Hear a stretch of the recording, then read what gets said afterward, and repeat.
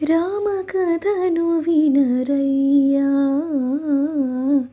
ఇహ పర సుఖములను సగి సీతారామకథను వినరయ్యా. ఆహా, ఆ లవకుశలు అలా ఆలపిస్తుంటే ఎంత సుందరంగా ఉంది కదా.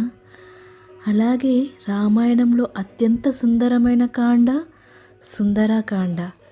ఇంతే సుందరంగా శ్రీమద్ రామాయణం ప్రవచనాన్ని వినిపించబోతున్నారు మన ప్రణవానంద ప్రభుజీ గారు. ఈ నెల 16వ తారీఖు నుంచి 24 వరకు, ప్రతిరోజు సాయంత్రం 7:30 నుంచి 9:30 వరకు. అంతే అనుకుంటున్నారా?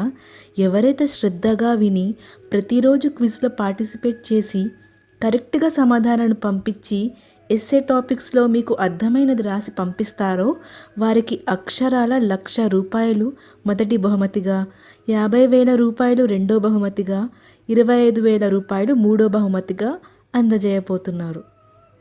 ఈ అధిక మాసం అనగా పురుషోత్తమ మాసంలో ఆ మర్యాద పురుషోత్తముని చరిత్రని తెలుసుకుందాం.